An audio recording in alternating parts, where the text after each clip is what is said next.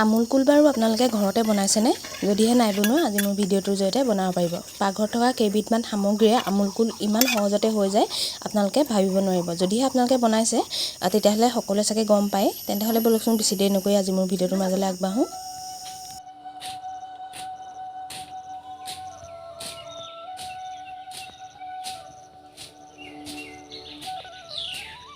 নমস্কাৰ বন্ধু বান্ধৱীসকল, মই পিংকি আপোনালোক সকলোকে পুনৰবাৰ স্বাগতম জনাইছোঁ আমাৰ চেনেলৰ নতুন এটা ভিডিঅ'ৰ মাজলৈ। আশা কৰোঁ আপোনালোক বহুত বেছি ভালে আছে।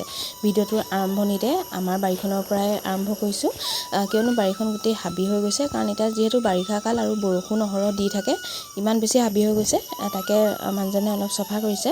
আৰু এইফালে মই পাকঘৰত আহি পেলাই আমুল কুল বনাম বুলি এয়া আহিছোঁ। মানে যিহেতু ল'ৰা ছোৱালী স্কুলৰ পৰা অহাৰ পিছত আমুল কুলটো খাব পৰাকৈ মানে মই ভাবিলোঁ ৰাতিপুৱাই বনাই থওঁ। আৰু আপোনালোকে বাৰু আমুল কুল ঘৰতে বনাইছেনে জনাবচোন। যদিহে নাই বনোৱা এবাৰ ট্ৰাই কৰি চাবচোন, নিশ্চয় গম পাব কিমান বেছি ভাল হয়। বজাৰৰ পৰা যে আনে আমুল কুলৰ বটল, তাতকৈও ঘৰত বনোৱাটো বেছি ভাল হয়। আপোনালোকে এবাৰ বনালে নিশ্চয় গম পাব। আমুল কুল বনাবৰ কাৰণে পাকঘৰত থকা কেইবিধমান সামগ্ৰীয়ে বনাব পৰা যায়। বহুত বেছিকৈ অইন একো নালাগে, কাৰণ একেবাৰে সহজ পদ্ধতিত বনি যায় আৰু খাবলৈও মানে বহুত বেছি ভাল হয়। এতিয়া মই জুইকুৰা জ্বলাই পেলাই কেৰাহীখন পাতি ল'লোঁ। ইয়াতে মই এতিয়া গাখীৰ ব্যৱহাৰ কৰিম। মানে আমুল কুলটো যিহেতু গাখীৰৰে হয়, গাখীৰটো লাগিবই। আৰু ইয়াত যে অকল গৰু গাখীৰ লাগিব বুলি কথা নহয়, আমুল গাখীৰে আমুল কুলটো যদি বনোৱা হয় তেতিয়াহ'লে বেছি ভাল হয়। মানে বজাৰৰ পৰা বটলটোত যিটো আমুল কুল আহে সেই আমুল কুলৰ নিচিনা হয়। আৰু এতিয়া কেৰাহীখন গৰম হ'লত মই অকণমান পানী দি ল'লোঁ, নহ'লে গাখীৰখিনি লাগি যাব বুলি। অকণমান পানী দি ল'লে মানে ভাল হয় গাখীৰখিনি পগোৱাৰ আগত। আৰু এতিয়া এই পানীখিনি অকণমান পানী দিছোঁ, বেছি নহয়। ইয়াতে মই গাখীৰখিনি ঢালি লৈছোঁ। গাখীৰ মই আধা লিটাৰ লৈছোঁ। যদিহে আপোনালোকে বেছিকৈ বনাওঁ বুলি ভাবে ইয়াতকৈ সৰহকৈও ল'ব পাৰে।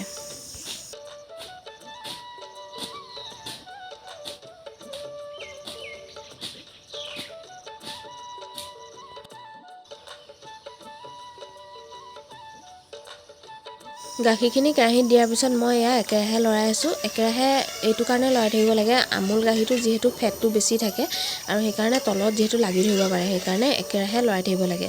আৰু ময়ো এটাখনেৰে একদম একেৰাহে লৰাই আছোঁ।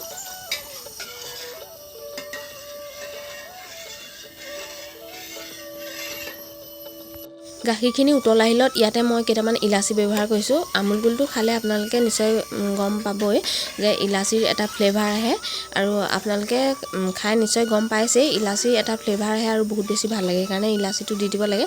আৰু যদিহে আপোনালোকে ইলাচি গুৰি আছে ইলাচিও দিব পাৰে, ইলাচি গুৰিও দিব পাৰে, বা আপোনালোকে ইলাচি এনেকৈ অকণমান ফালি ফালি দিব পাৰে। তেতিয়া ফ্লেভাৰটো খুব ধুনীয়াকৈ গাখীৰত আহি যায়। আৰু ইয়াতে মই ব্যৱহাৰ কৰিছোঁ কেশৰ। আৰু কেশৰটো আপোনালোকে ব্যৱহাৰ নকৰোঁ বুলি ক'লেও নকৰিব পাৰে, এইটো একেবাৰে অপশ্যনেল হয়। কাৰণ কেশৰটো অকণমান কালাৰৰ কাৰণে আৰু ইয়াত অকণমান গোন্ধ এটা আহে, সেইটো কাৰণে ব্যৱহাৰ কৰা হয়। কেশৰটো একদম অপশ্যনেল হয়, আপোনালোকে নকৰোঁ বুলি ক'লে নকৰিবও পাৰে। আৰু কেশৰটো আপোনালোকে ব্যৱহাৰ কৰোঁ বুলি ভাবিও মাৰ্কেটত একেবাৰে সহজতে পাই যায়। কেশৰ বুলি ক'লে দিয়ে দিব, আপোনালোকে আনি পেলাইও তেনেধৰণে ব্যৱহাৰ কৰিব পাৰে। আৰু মই এতিয়া সেইখিনি দিয়াৰ পিছত একেৰাহে একদম লৰাই আছোঁ। লৰোৱাৰ পিছত গাখীৰখিনি অকণমান হ'লেও ডাঠ হৈ গৈছে, দেখিছেনে? অলপমান ডাঠ হৈ গৈছে। আৰু আমুল কুলটো খালে গাখীৰখিনি একেবাৰে পাতল নাথাকে, অকণমান হ'লেও ডাঠ থাকে।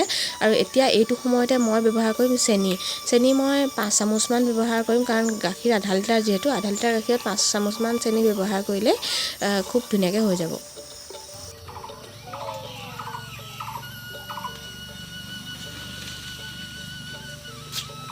গাখীৰখিনি আপোনালোকে নিশ্চয় দেখি গম পাইছে চাগে, কেশৰে খুব ধুনীয়াকৈ কালাৰ এৰি দিছে। আৰু আমুল কুলৰ বটলটোত গাখীৰখিনি বগা নাথাকে, হালধীয়া নিচিনা অকণমান কালাৰ থাকে, আৰু সেইটো কেশৰৰ কালাৰ হয়, কেশৰ ব্যৱহাৰ কৰে তেওঁলোকে। আৰু ইয়াতে মই এতিয়া কি দিম জানেনে? ইয়াতে মই ডাঙৰ চামুচে 2 চামুচ পাউডাৰ গাখীৰ ব্যৱহাৰ কৰিছোঁ। আৰু ইয়াত মই অকণমান গৰম গাখীৰ দি পেলাই গুলি লৈছোঁ। আৰু এই পাউডাৰ গাখীৰটো দিব আপোনালোকে, পাউডাৰ গাখীৰটো নিদিয়াকৈ নাথাকিব, এইটো অপশ্যনেল নহয় আচলতে, পাউডাৰ গাখীৰটো দিবই লাগিব। পাউডাৰ গাখীৰটো দিলেহে ইয়াৰ ফ্লেভাৰটো ধুনীয়া হয় আৰু বজাৰৰ বটলৰ আমুল কুলৰ সোৱাদ পাব। সেইকাৰণে আপোনালোকে এইটো মানে স্কিপ নকৰিব। আৰু এইখিনি দিয়াৰ পিছত একেৰাহে লৰাইছোঁ যাতে ডাঠ হৈ নাযায়।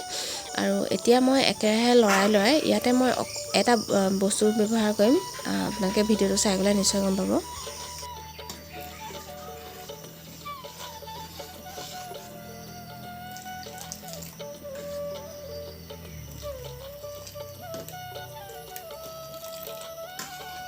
এতিয়া মই বাতিটোতে আধা চামুচমান লৈছোঁ কৰ্ণফ্ল'ৰ আৰু ইয়াতে অকণমান গৰম গাখীৰ দি পেলাই গুলি লৈছোঁ। কৰ্ণফ্ল'ৰটো দি দিলে মানে কি হয়, বজাৰৰ বটলত যিটো থিকনেছ থাকে মানে গাখীৰটো, সেই থিকনেছটো ঘৰত বনালেও আহি যায় মানে।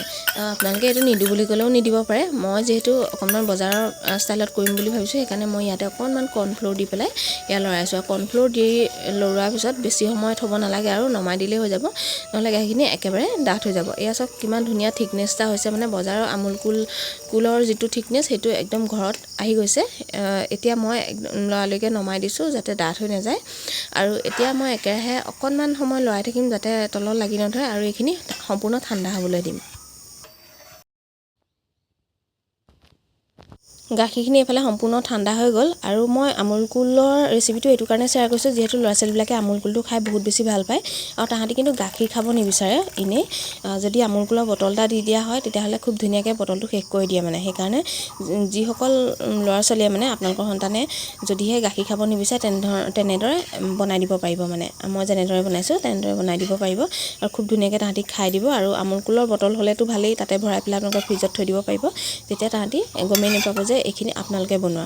আপোনালোকে এবাৰ নিশ্চয় বনাই পেলাই ট্ৰাই কৰিব আৰু নিজে খাই চাবচোন কিমান ধুনীয়া হয়। মানে বজাৰৰ পৰা কিনি অনা আমুল কুলতকৈ মানে ঘৰত বনোৱা আমুল কুলটো বেছি টেষ্টি হয় মানে। সেইকাৰণে আপোনালোকে এবাৰ ট্ৰাই কৰিব আৰু আপোনালোকৰ সন্তানক খাবলৈ দিবচোন, বহুত বেছি ভাল হয়। এতিয়া আমুল তাজাৰ কেইটামান বটল আছিলে, তাতে মই এয়া আমুল কুলটো ভৰাই দিছোঁ, কাৰণ আমুল কুল মই কিনি অনা নাছিলোঁ, ঘৰতে যিহেতু বনাইছোঁ সেইকাৰণে আমুল তাজাৰ বটলতে ভৰাই পেলাই মই এতিয়া ফ্ৰিজত ভৰাই থৈ দিম। আপোনালোকে নিশ্চয় দেখিলে মই গাখীৰখিনি চেকি ল'লোঁ, কাৰণ তাত মই ইলাচি বা কেশৰ ব্যৱহাৰ কৰিছিলোঁ। সেইকাৰণে যিহেতু বজাৰৰ আমুল কুলত মানে কোনো ধৰণৰ একো নাথাকে, সেইকাৰণে মই প্ৰথমতে চেকি ল'লোঁ। আৰু এতিয়া মই গাখীৰখিনি ভৰাই লোৱাৰ পিছত এয়া ফ্ৰিজটো খুলি এতিয়া মই থৈ দিম, আৰু ল'ৰা ছোৱালী যেতিয়া স্কুলৰ পৰা আহিব তেতিয়া মই তাহাঁতক খাবলৈ দিম।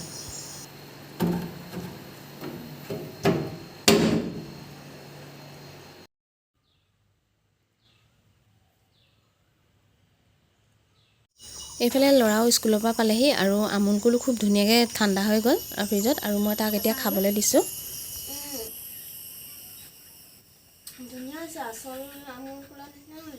আজি বাৰু আপোনালোকৰ আমুল কুলৰ ভিডিঅ'টো কেনেকুৱা লাগিলে কমেণ্ট কৰি জনাবলৈ নাপাহৰিব। আৰু ভিডিঅ'টো শেষলৈকে চোৱাৰ বাবে আপোনালোক সকলোকে বহুত বহুত ধন্যবাদ জনালোঁ।